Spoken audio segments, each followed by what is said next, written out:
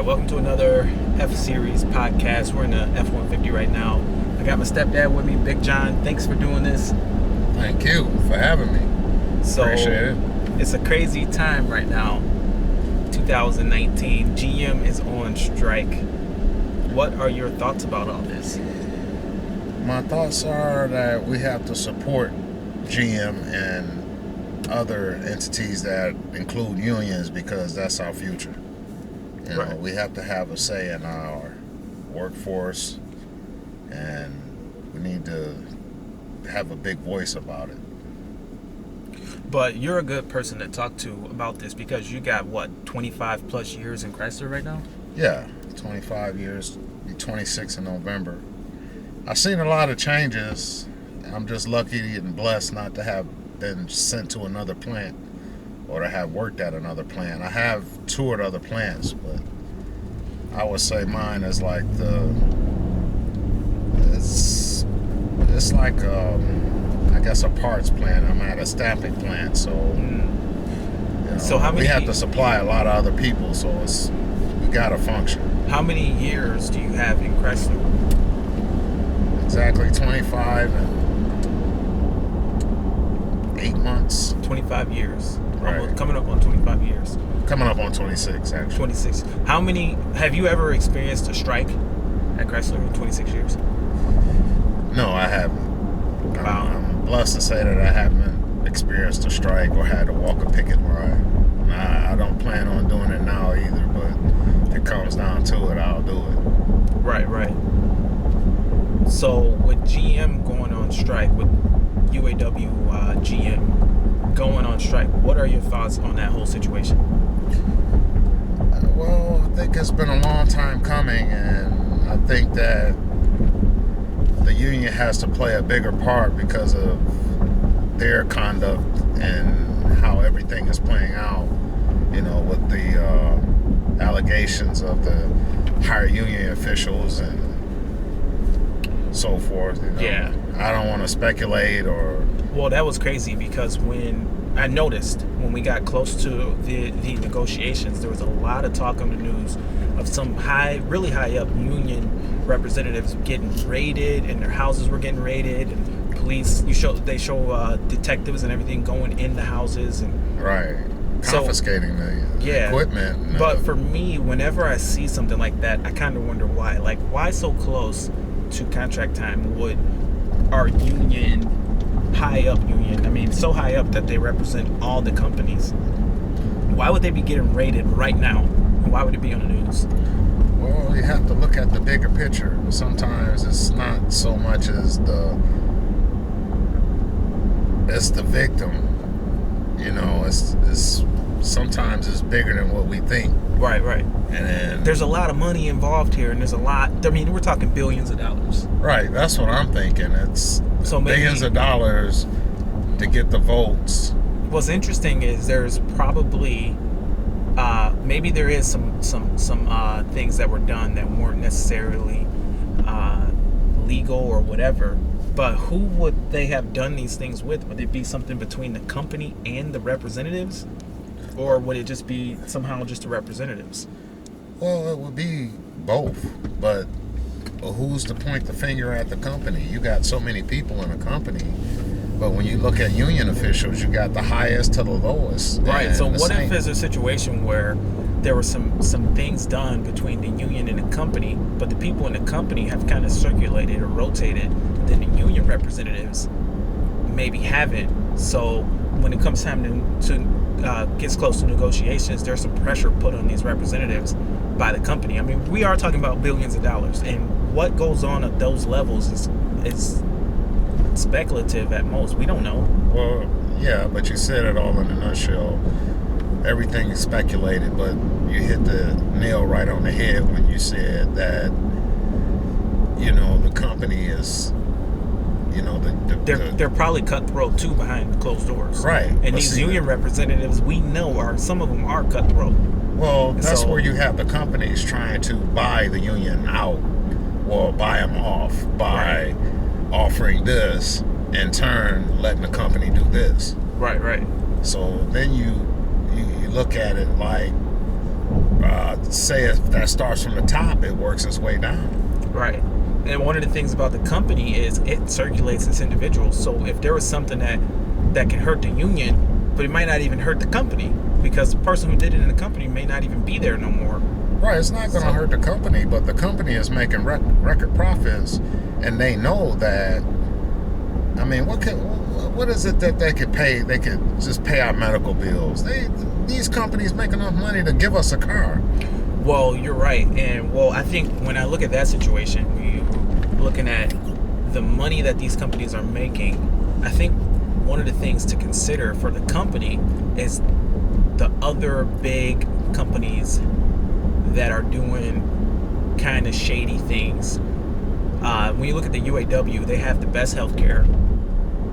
When you look at labor, they have some of the best healthcare compared to other big companies of their size.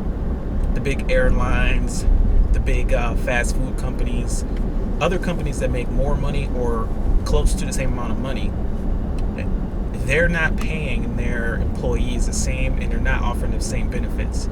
And then you look at the UAW, and they're kind of forced to offer significantly better benefits to these other companies. They see an opportunity to maybe lower what they're offering to maybe be more like what the other companies are offering. For example, a big airline, for example, Delta. I know a guy that works at Delta, but they do the same kind of things. They don't hire you right in. They make you a temp. They lay you off for the whole summer not because they can't afford to hire you properly, but they can do it. They can get away with it. Well, you have a strategy in everything in life, but the strategy to get a good workforce, you would have to not only treat your workers with what do we want to call that? You have to treat them as if you want them to stay. And a lot of times, if you treat a worker good, they will stay and work the rest of their lives. But when you have somebody that's a temp or part-time help, they're not going to put their all into it because they're only working half the day or half the time. So they don't have a future. It's not a future in anything. Well, the crazy thing too about that is when there's a temp working, a lot of times they're hardworking people, right? And they're not getting a fair deal that maybe someone who's not as hardworking, who's been hired in from the start, maybe they're screwing off, and then you got a temp that comes in and grinds and doesn't get compensated the same way. Well, I think that's the strategy. That's the strategy that these larger companies are using now. They're using a not a popular workforce, as you want to put it, I guess. Because of the temps or the part-time. Well, there's two big issues. There's the tier 2. There's 2 tiers of pay, and there is the temporary people, the temporary employees, right? Right. So when I started off at Ford, I was in the second tier of pay. Starting off 7 years ago or so, I started off at $15 an hour. And then after I started, then temps were hired in. So I never started as a temp, but I was always a little bit upset about being a tier 2 because it wasn't enough money for me to really survive. I was always kind of broke. But now you got tier 2, and they're hired in even less than what I had. And I mean, I know tier 2 people that give blood to make money. Like, no joke. They're going and donating like plasma or whatever so that they can make ends meet. Crazy stuff. Like, I've seen some crazy stuff. Right. People working at Ford on the line and not have enough money to survive. Well, you got a lot of reasons why. Some people going through a divorce. You got child support. Well, not even that. You got people that's making not enough money because they're temps and they don't get the same raises. They don't get the same days off. They don't get a full work week. They don't have any seniority. Well, usually when you get a job, you try to get a job with more pay. And I guess that's what people can consider a good job. Yeah. So, well, part of the issue is you can hire in a temp. A company like Ford, GM, Chrysler, they can hire in a temp. And that temp still can't find a better job outside of what they're doing, or else they probably would. A lot of times, they work as temps and they stay that way for a good number of years. I know temps that have been temps for over 3 years. But they still can't justify leaving Ford because there's no better opportunity out there. Well, it's I don't think it's really a difference as far as how the temps work, but as long as they Oh, get to not at where, all. if they can make the top wage, that's the most important thing about two tiers or working anywhere. If you could make it to the top, then See, for me, I'm in a situation where I can make it to the top over time. The temps, I don't think they can. I don't know exactly how their pay structure is. I'm not a temp or a TPT or whatever they call it, but I don't think that they can ever really get to the top pay until they're hired in. And the company, from my understanding, they're allowed to hire a certain percentage of temps, and then after a while, after they've reached their percentage, they're allowed to hire in that temp to become a full-fledged employee. right. But there's no set in stone time frame if you're a temp that guarantees you, like, you're not guaranteed to be hired in after 3 years. It's based on how many people are temps and what percentage and what order you fall on the list. So you could be on the bottom of that list for no fault of your own and never, after 5-6 years, never be hired in. Well, it depends on it's a lot of factors. You got the attendance, you have the health issues, you have you know, Well- it's kind of like you really can't tell. It's a really sad situation because it does create a lot of unnecessary segregation, if you can call it that, inside of the workforce, inside of the plant, because you have people who are temps who might work just as hard. A lot of them, I mean, it makes no difference. I mean, being a temp does not mean that you don't work hard or you don't earn what you make, or being hired in does not mean that you will be a worthy employee. It's just where you fall on a list, the last digit of your social security, what day you hired. It has no basis on how you actually perform or how you work. Well, you have to look at the work history of the workforce. The younger they are, the lazier they are. It seems like, I mean, the harder you work back in the day, but now work is like you have a robot to do something for you, or it's just repetition. It's nothing hard about working in a factory. But some people who hired in aren't worth it. But then some temps are. Well, yeah, you have a lot of temps that are not worth it either, though. And a lot of them FMLA out. Not saying all of them are bad, but the ones that are the hardest and work the hardest and the most hours, they're not necessarily going to get rewarded for it. No, they're not. But see, like, one temp can be FMLA and causing a lot of whatever. They could be pulling whatever they got up their sleeve. But then, boom, they get hired in because they're higher up on the list. And then you can have another temp. What's this guy doing? I don't know. You can have another temp who's always doing his thing and always here on time and always doing what he's supposed to do. He might never get hired in. It's not based on this. Well, eventually, his work ethics would get him somewhere good. Maybe not in a factory. Maybe if he had like a degree and got into management or something. But is that good? I wouldn't recommend that for nobody. Well, I don't know. Management, you're talking about, you're not supported by anything. Your salary. So with this whole strike thing, they're making like $250 a week, right? Right. This is pretty crazy. So if they're making $250 a week, how long can this last?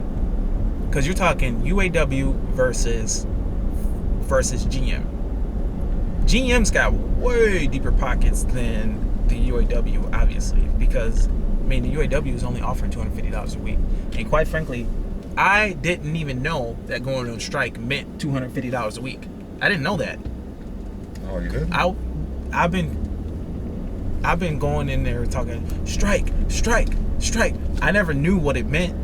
I knew it was a strike fund, but I never knew it meant $250 a week. Well, the thing about the strike fund is that it's money that if the top officials took this little bit of money to satisfy their greed, whatever it might have been, a trip, a car, a boat, something, whatever.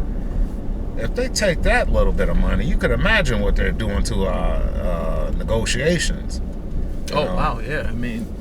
They'll let anything go. Because when the last contract come around, they were coming, just sign the contract. It's a great contract. Just sign up. Right. But like, they weren't saying, they just wanted you to sign the contract. They didn't care about what it said. They just said sign it. I don't know if you kept up with the news on the strike or what's going on with GM. Have you heard anything new?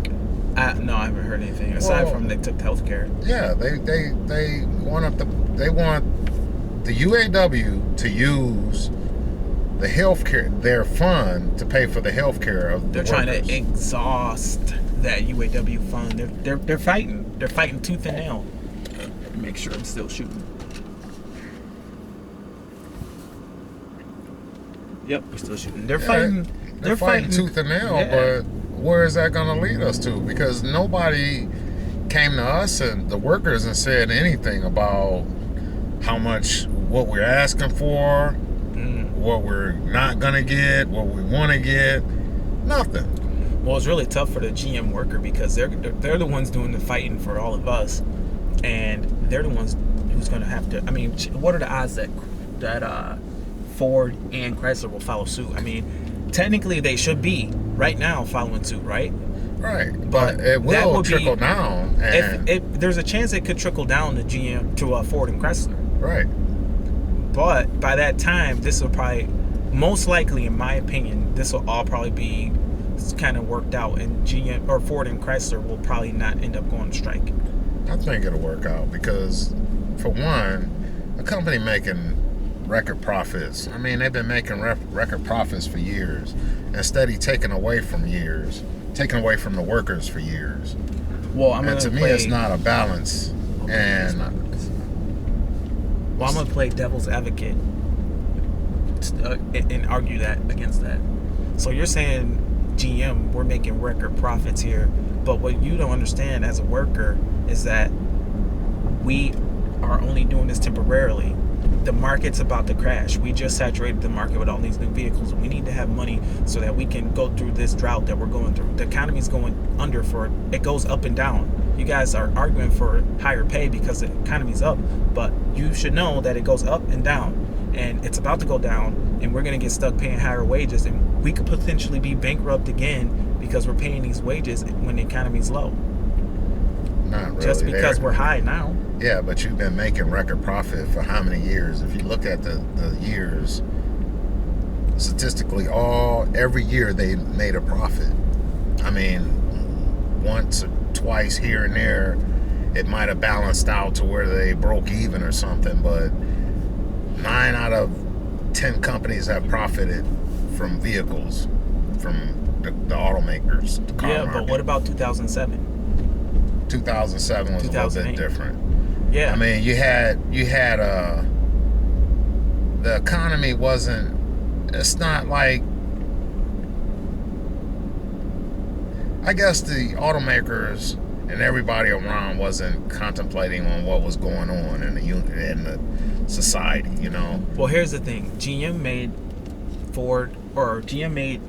the UAW a good offer for GM workers. Right. They were offered to only be paying 15% of their health coverage. That's a better deal than any other big company out there. What is the problem? Why can't UAW get on board with what GM offered? It's a great deal.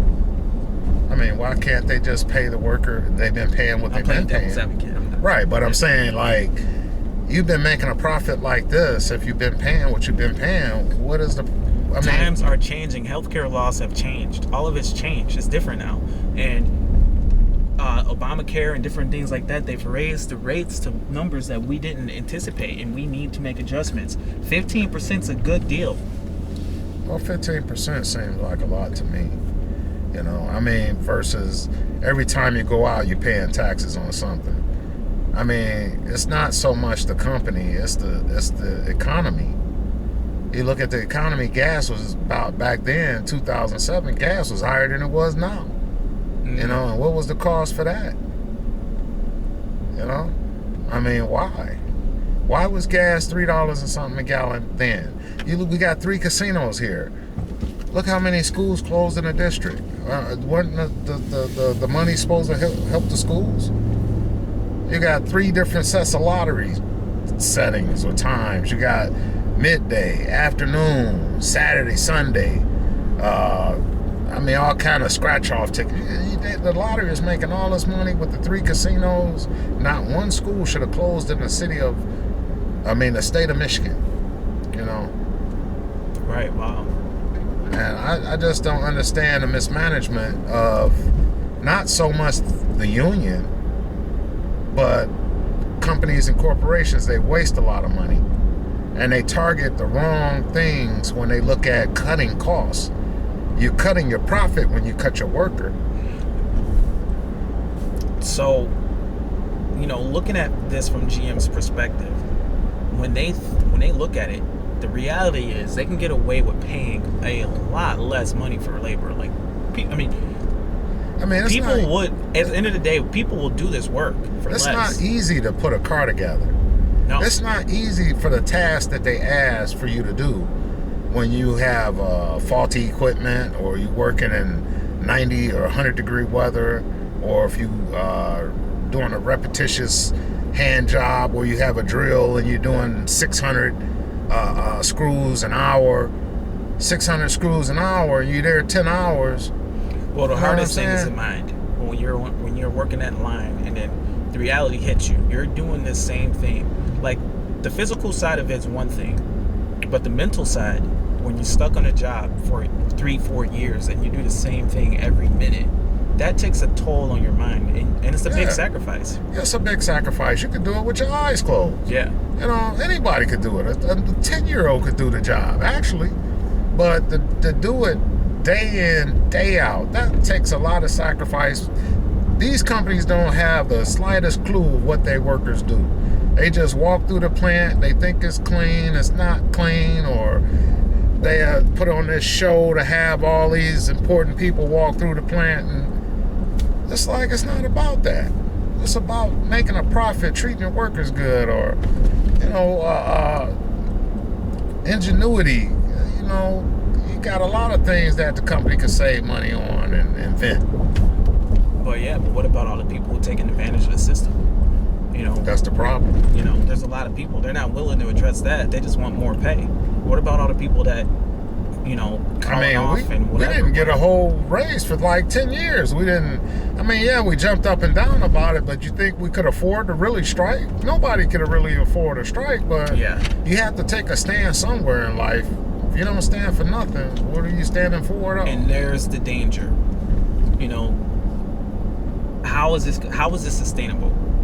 You're talking 50,000 people? These people don't have deep pockets. No. They can't survive off of $250 a week. No, forever. Nobody can. Hell. GM could go. How long can GM sustain this? So far, I'm willing to bet that they had a pool of vehicles already. They haven't depleted their pool of vehicles already. No. So who's going to be buying them in the near future if they get rid of all the workers? And a lot of people have switched from GM vehicles because of their practices. Yeah, you can't even closures and you things can't like even that. afford the plant across the street. The powertrain plant right across the street from me closed. They just put in brand new solar panels, filled up the whole lot with these solar panels, closed the plant. Now, if you don't tell me if that's not mismanagement and the stupidity on the 100th level, all that money. Yeah.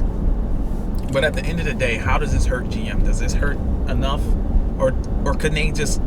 Who is it hurting more? Who can weather this storm more? This war, this fight, this battle. I'm gonna tell you something. Can the UAW beat GM? GM is doing pretty damn good right now, but GM is gonna screw themselves up, I believe.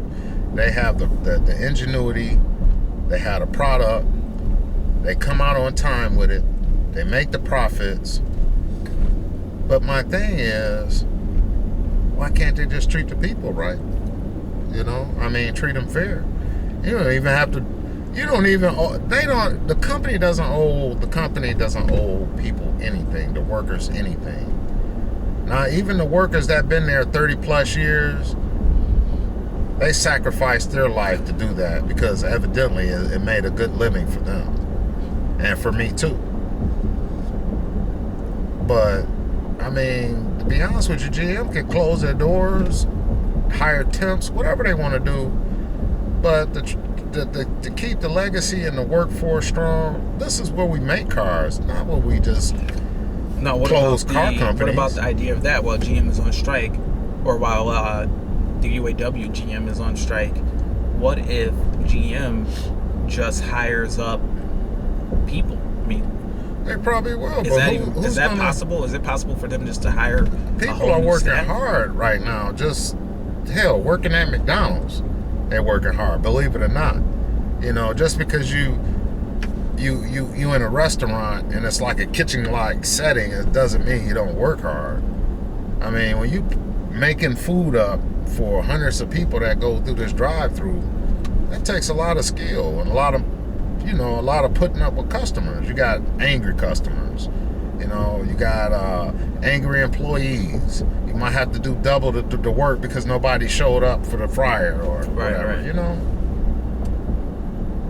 Yeah, there's two sides to all this. There's a workforce that don't want to. I'm not talking about GM. I'm just talking about in general. If you're something like McDonald's or whatever you're hiring, the reality is when you're hiring people, 1 out of 10 people are going to perform the job. That's how it is. When maybe 5 out of 10 are going to perform it because they wouldn't be applying for it if they didn't. Yeah, but chances are 1 out of 10 people will do it because, like, when you're hiring people, get more 1 out of 10. You're gonna get. You would think you'll get 5 out of 10. But the reality is, these people, a lot of people who are unemployed, especially right now when unemployment is really low, a lot of people don't want to work. They don't want to do even an entry-level job like McDonald's or maybe cutting grass, whatever. Like if I'm hiring a guy to cut grass, I'm gonna hire 10 people and keep 1 because 9 of them are gonna come in and they're gonna not do the job. Literally will come in. They want the money, but they don't want to do the job. Like, I hired a guy the other day. He came and I said, just watch how to trim. He wouldn't watch. He wouldn't watch how to do it. He looked the other way.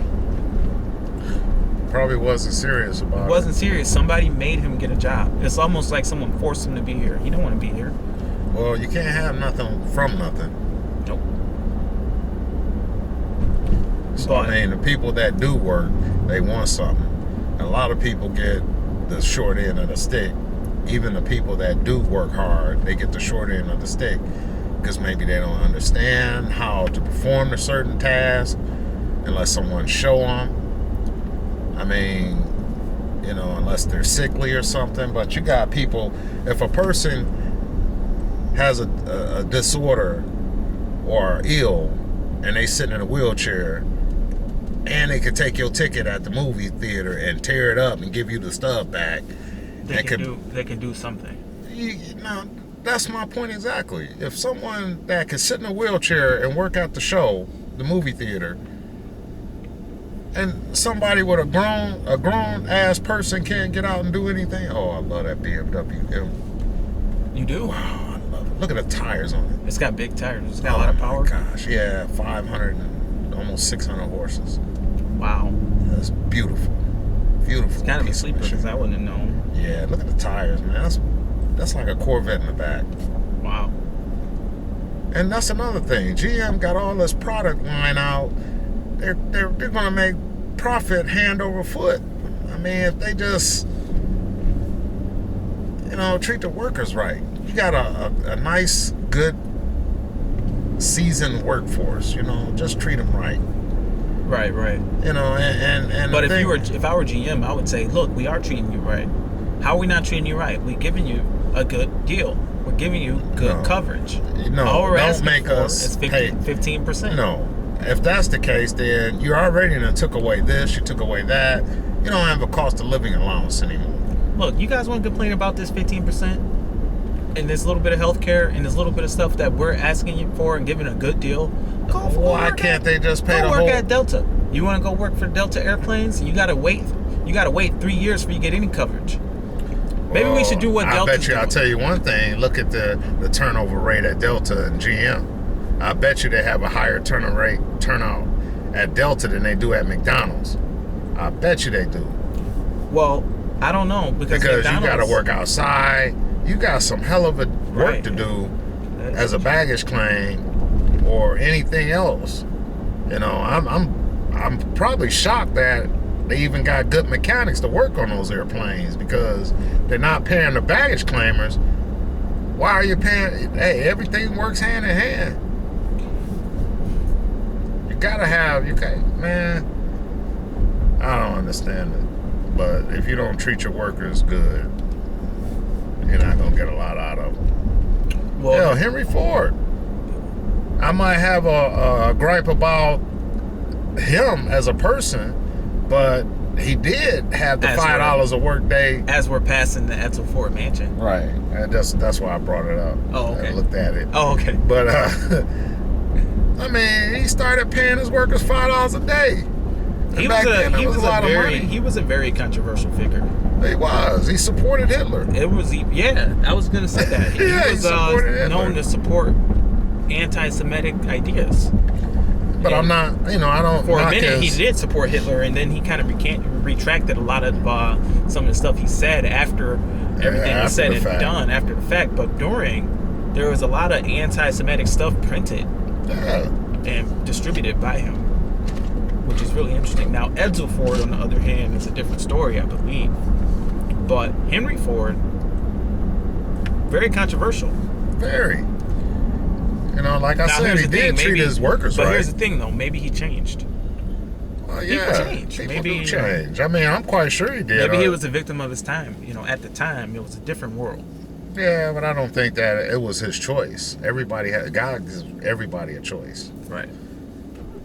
People make the wrong choices, but God will give you a choice.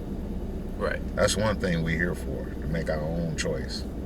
He already knows which way we're going to go, but I don't want to get religious. But right. We'll do that in a different podcast. Yeah. But it's like, here's the thing about GM, about the big three, about auto workers and workers in general. There's two kinds of pay. There's two kinds of companies and two kinds of pay. This is how I look at it. One company has so much money that they have to figure out how much to pay you, and it's not necessarily based on how much money they have or how much money they have to pay you. It's based on the marketplace, the job market. How much money should we pay them so that they keep coming to work and keep producing a product? But if we cross this line on pay, we'll get to a point where they're not reliable anymore. For example, it's said on the news all the time that the big three, they pay their workers like $63 whatever dollars an hour. But they never see $63 an hour cash. They're talking about these benefits and they're this, and that. At the end of the day, every worker would be happy if they took all the benefits away and paid like $50 an hour.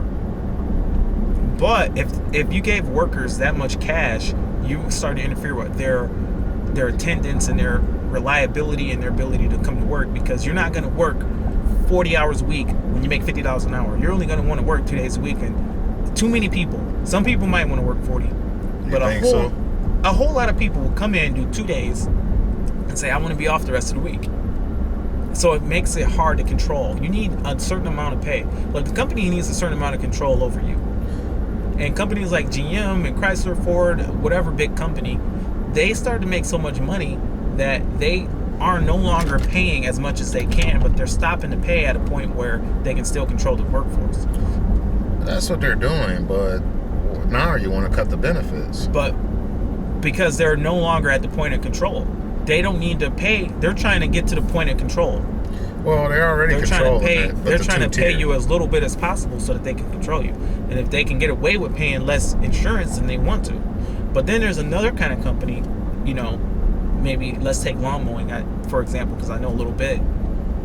A lawn mowing company might be in a position where they're paying you as much as they can. Like, they can't pay you anymore. They're paying you, their profit margins are probably lower, and they don't have insurance. But it's not because they don't want to have insurance, it's because they literally can't afford it. The money's not there, and they can't get enough money to pay the insurance. So they're on the opposite end of the spectrum, where they're paying as much money as they can physically pay. Whereas GM, they're not paying as much money as they can physically pay, but they're just paying enough money to where they have more money. They could pay you $100 an hour probably if they wanted. Well, they wouldn't do that, but I'm just kind of like surprised that here's the thing to consider. Wouldn't it be easier just to pay everyone like $40 an hour and not have all these benefits to even argue about? If everyone just made $40 an hour, everybody'd be happy, right? No? People still want benefits? Your check would be so big. I mean, if you look at maybe not even 40, maybe even 50 an hour. Well, if the wages included with the $63 an hour that they say they pay us? They're looking at what it costs. Okay, benefits and wages. Is that car for sale? You look at the benefit and wages. Okay, say they average about $75 an hour. We just hypothetically, just $75 an hour, you know? I mean, now they didn't cut our pay, and now they want us to pay more of our health care, but you made a profit. You made a bigger profit. Sean, the thing is, you made a bigger profit every year. After all these years, you steady making a profit, right? They steady making a profit. They get to this level. Now, the workers, we didn't get to that level that they're making a profit on. Right. Not by wage, not by anything. So, that's a good point. Like, they're making more money. Right. Wow, you're making a good argument here. I mean, I don't understand. I mean, what kind of greed? I understand development So the costs idea that every year, these big three auto companies have raised the prices of vehicles. I mean, in the last 10 years. Yeah, technology and things have improved and whatever, and they should raise prices. But you guys haven't had a raise since 10 years from now. Right. 10 years ago. And you think we're not working? And look at the price. We're going to stop working and look for another job? But look at the price of a vehicle from 10 years ago. They're charging so much more, and the reason they're making so much more profit is because they're charging so much more per vehicle. Well, you got suppliers. Now you got $70,000 vehicles. You got suppliers. Half of the problem is with the suppliers, like the parts. You know, you're still getting parts from China, Korea, there, and people. I mean, even the little parts companies will go out of business if we can't work. So it's going to be a chain effect. You know, it's going to be a ripple effect. It's down the ladder. You know. Right. But yeah, I guess you got a good point. I mean, they sit up here and tell us, "Oh, well, we can't afford to pay it." You know, I think these companies pay people. I don't think they ever said that. I think these people is GM's argument that they can't afford it? No, it's not. It's not even that. But the greed. Their argument is just that they don't want to pay it. Well, Sean, if they could afford to pay an executive $300,000-$400,000 and then turn around and pay $1 million bonus, that's just a slap. That's a slap to us in our face, you know. And that's what not just GM, but all these companies and corporations. You know, you make this amount of profit, you can't even treat your workers decent. That just shows a lot about your company. Right. You know, you get what you pay for. Right. We're gonna put a brand new house over here. But it's like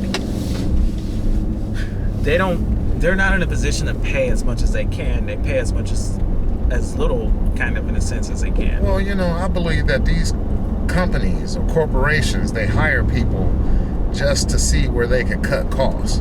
And when you look at it, 9 times out of 10, a lot of them, they don't understand that when you cut the employees' cost, that messes up the workforce for that company some kind of way. It will, if it haven't, it will catch up to the company. Right.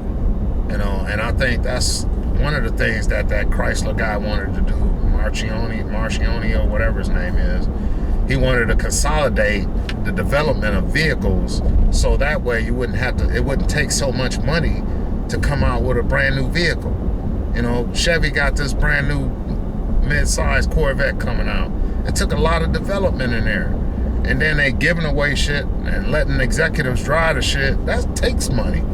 Versus you could have slashed those executives Now you got 1,000 more workers you can hire, that can perform better, or you can get more of a product out of it than somebody just driving around showboating in a car.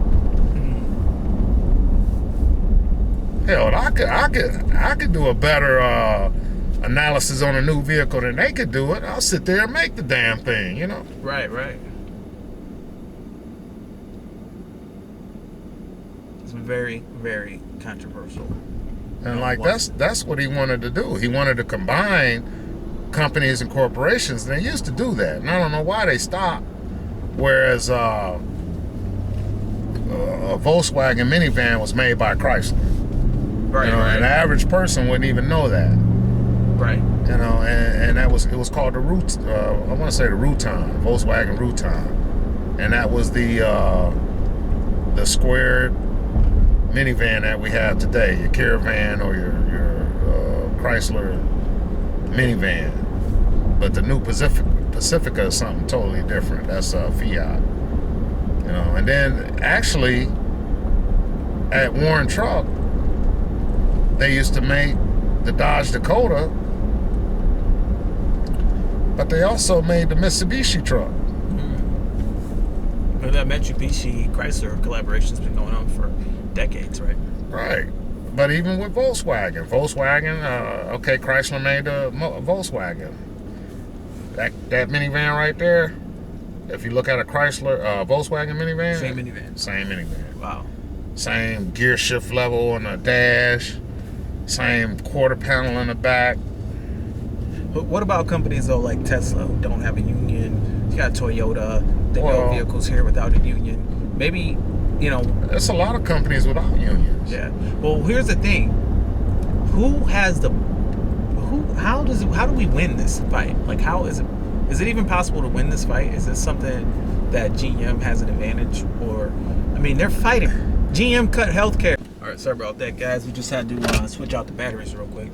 But how do we win this fight? Because to me, it seems like GM has way deeper pockets than the average. I don't know necessarily if they have more than the UAW or not, but the average worker who's making $250 a week, it seems like to me, all GM's got to do is kind of be like, look, you don't need them.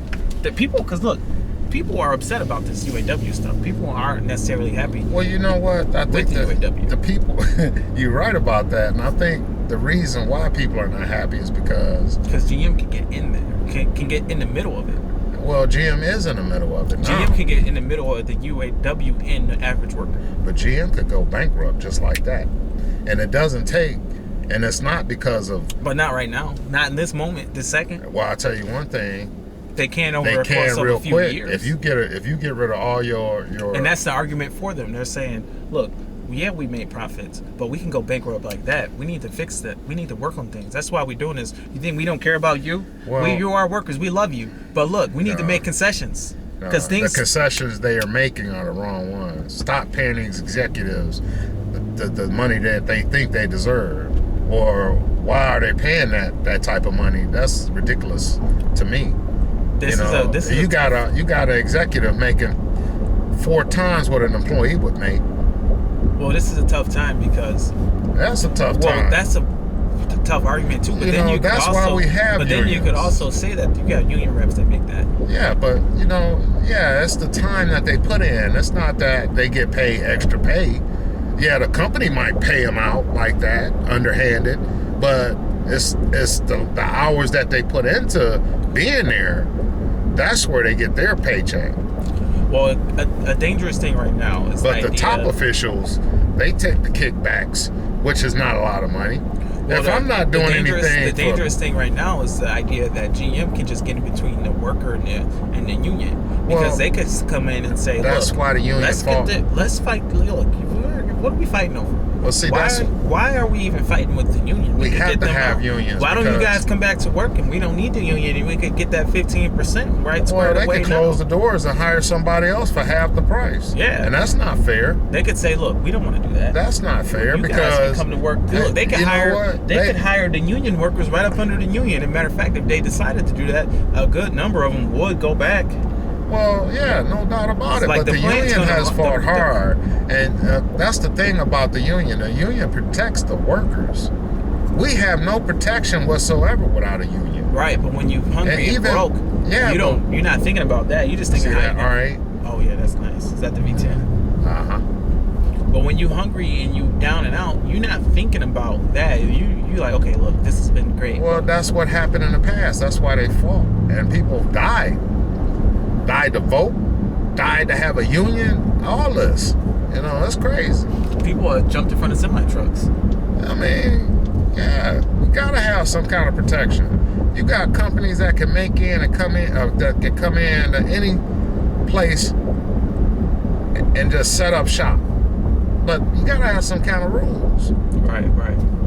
You need another entity to help communicate between the big GM, because without the union, they could. I mean, look what they're trying to do now. They could try to do something even more dramatic. Yeah, but it'd be catastrophic, and not GM being smart like I think they are. Just because they own GM doesn't make them want to go in there and close it down. You know how the effect that would affect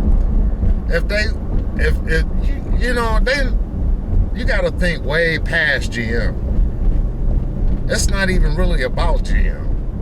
They just trying to cut and save some money because the union, they done paid the people in the union to take this little kickback and shut the fuck up so they wouldn't, shut up so they wouldn't have to, deal with trying to negotiate more.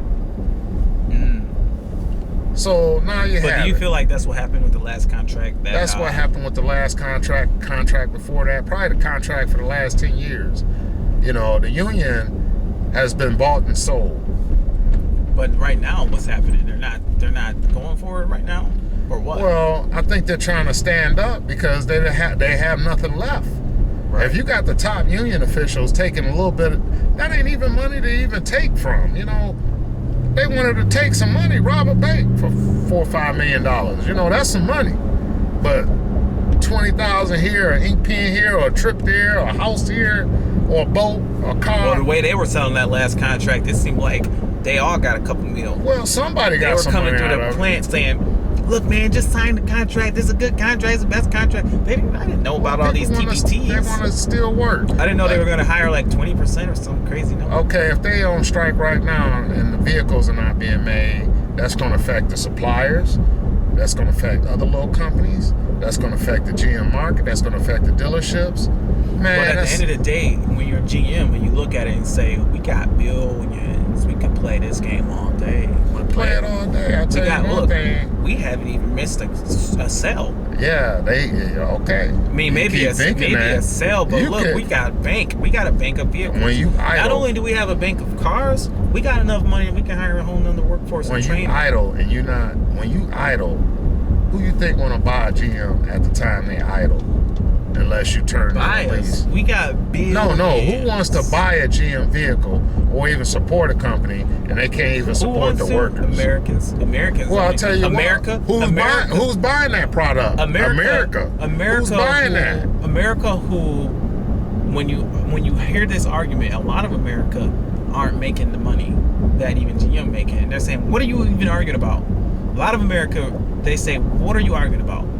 You're arguing about what?" Because I'm not getting that. Most Americans not. A lot of Americans not getting it.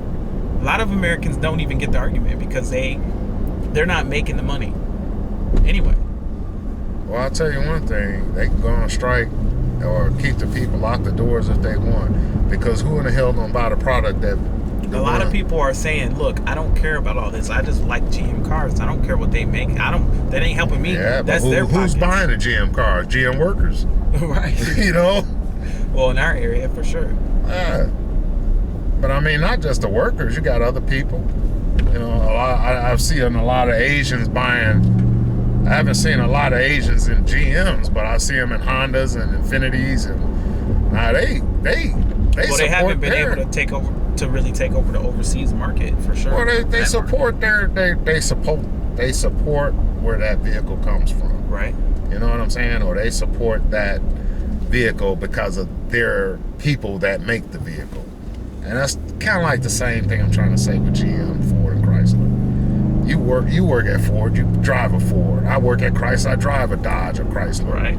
You know, and that's basically what I'm trying to say. People who like GM, they don't necessarily have to work for GM. Work at Ford. I do more than that. I support Ford a little bit too much here. I didn't promote it so much. Well, Ford. you did. They should be. They should be paying me more. Yeah, that's what I'm saying. You know how many Fords I sold? Well, okay, Sean, you Ford see my point exactly. They don't care about me Fords I sold. No, they don't care. Every once in a while, I do a video. Every once in a while, I do a thumbs down video on why I hate Fords, just so it balances out. I've sold so many Fords. That's like something a little bad every once in a while. But that's what I'm trying to say, man. It's like you look at the big picture, the bigger picture. Everybody pointing a finger at Trump. Just for example, I don't really want to talk about politics. I'm not a political person. But they talk about Trump. They looking at Trump. Trump this, Trump that. Trump is a puppet. Oh.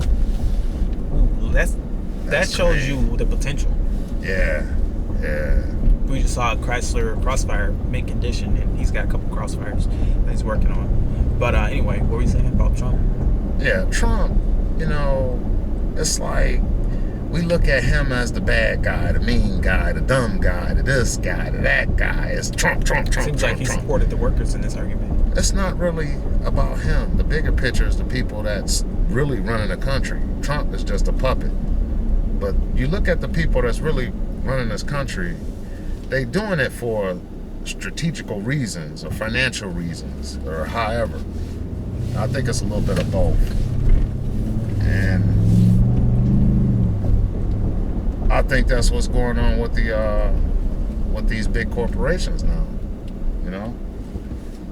Well, they're just trying to grab as much money as they can. And if they can well, get away not with grab as less. much money. I think that they're trying to work strategically to save money, but they're hiring people that's already there that should be saving money, like all these engineers, and you got everybody and their mama with a clipboard in GM. I mean, if you cut out half of that, how many people do you need to run to run a plant?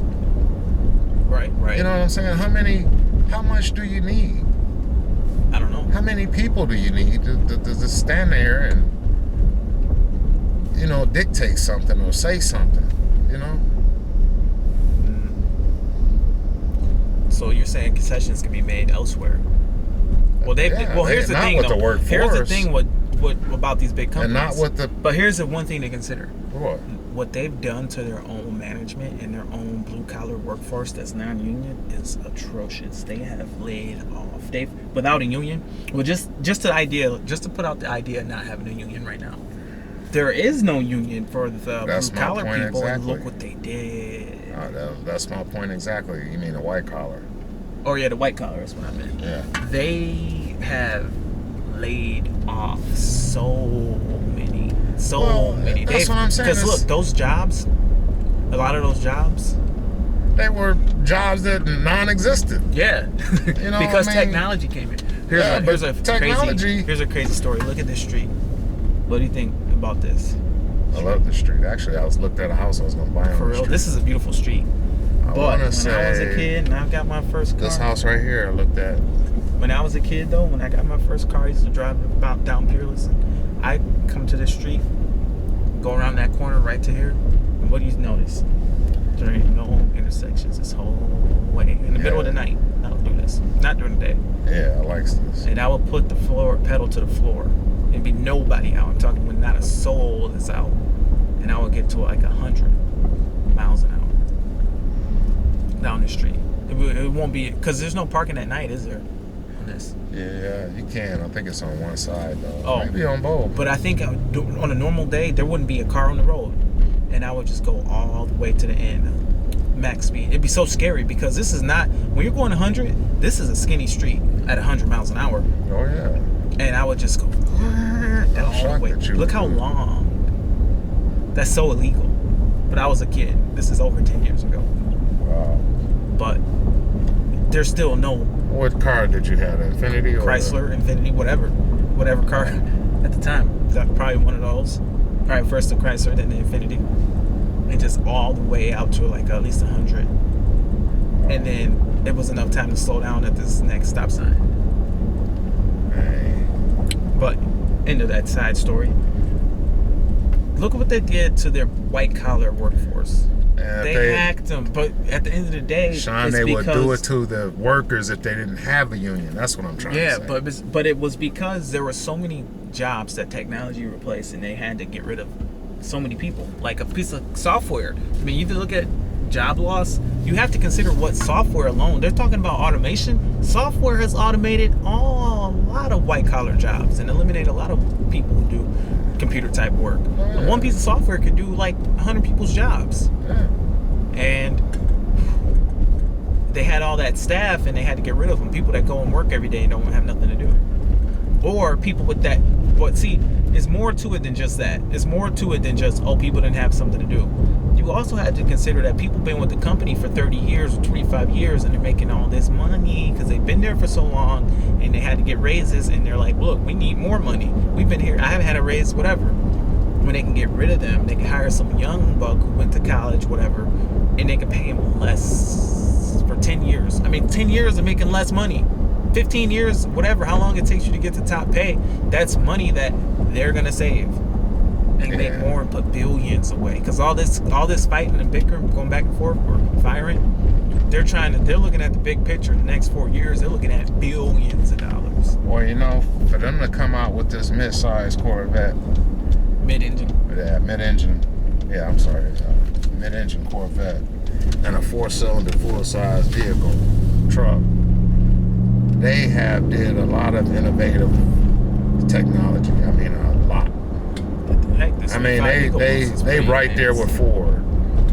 Oh yeah, for sure. I mean, they go back and forth, pros and cons. Right. I mean, they're very competitive. Even Chrysler, all three are very. They all have pros and cons. You know. Yeah, but I mean, for them to make all these huge steps and turn around and not take care of your people. I wouldn't buy that 4-cylinder truck either. I wouldn't buy that. Well, you got a lot of people that's gonna buy it because it's the first thing that they ever. I mean, a full-size truck. You know, you get a truck with a 4-cylinder, any kind of little mid-size pickup. It just can't beat the 3.5 or the 2.7 EcoBoost. Unfortunately for them. I don't know. Because it's funny how they copied the displacement, the 2.7 liter, and made it a 4-cylinder, and like trying to like copy Ford's formula. Well, they got a lot of power out of it. Yeah, they did, but they didn't get enough. Not more than a 2.7. No, but it's a respectable amount. It's just not more than. I mean, who would have even thought a 4-cylinder, a big? It's smart. It's smarter than the Ford because it's a 4-cylinder. It's only 4 pistons instead of 6. It's cheaper to build. It's inline. It's, right. You know, one of everything compared to the Ford. Even though it doesn't make as much power, when you look at the production side of it, you got 1 head instead of 2. You got 1 turbo instead of 2. You got, 2 camshafts instead of 4. You got a 4-cylinder. It's cheaper to build it. And even though it has a few less horsepower, a few less foot-pounds of torque, it's still cheaper to build. Right. So it does make sense. It makes more sense than the 2.7, but don't make as much power. So I'm all with the Ford still. Yeah, but you got good power that's coming out of that Ford. Yeah, that's good. I was shocked that they could they got that much horsepower out of that. I mean, you could get a lot of horsepower out of a 4-cylinder. Oh, and they're good. I mean, 6-cylinders are inherently, they have issues. As a 6-cylinder gets bigger, it gets more unbalanced. That's why you never see like 4-liter, 5-liter, 6-cylinders. And also, I mean, you got 2 unbalanced straight 3-cylinder engines. 3-cylinder engines are inherently unbalanced. So you tie them together at the crank. You got 2 unbalanced things and going at each other. And then you got to have a lot more counterweights. And it's just not ideal of a design necessarily because of that. But a 4-cylinder is more balanced.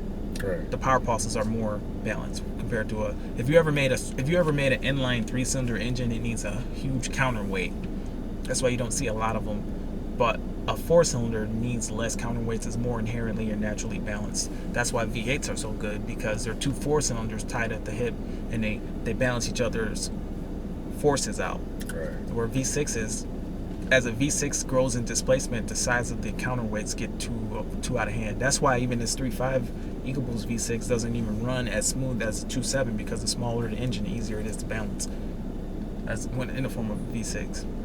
But V6s give you the most power for the size of the engine. You get a smaller package. Even a straight 6 is. Well, a straight 6 gets too long. Yeah, because a straight 6 is like long and it can't fit in everything. Yeah, but a straight 6 can be better, but then it has pros and cons because then you got those long camshafts and those long crankshafts, and they're expensive to make too, and they can warp and twist. More durable. Well, they're longer, so being longer is not necessarily more durable, but oh yeah. No, a long crank, because you got force at the very front and then you got force at the very rear, and it's not stronger because it's longer. It's no, shorter it's or not. stronger? I think it's stronger because it's more. No, well, you got less of what can I say? You can warp out a long. It's easier to warp a long, big old long straight 6 head. It's harder to get that straight, that straight plane on a long V6. A long straight 6. A long straight 6 has a huge head, and if you start warping that, compared to the wider the head, the easier it is to warp. Yeah, but I mean, it's a difference because when you got a semi that's a straight 6 and it's able to produce 1,000,000 miles with the torque and the wear and tear, and you're talking diesel to compression, I mean, that's a hell of an engine. I mean, you look at the straight engines are probably a straight 6 probably is the end all be all, right? Yeah, it's but it won't fit in everything. It won't necessarily fit that's in the a thing. front wheel drive Right. car or front wheel. So they want to make something that fits in everything so they can make one thing. Well, but then they turn four-cylinder. around and make 5 different things anyway. Right, they got 5 cylinders that they put in the Colorado, the Hummer. I couldn't understand that, but a 5-cylinder Volvo. I don't know. Well, crazy times. I wish we could talk about this forever, but I gotta get back to the old lady and get dinner going. But all right, I got dinner waiting for me. We did our best to talk about it.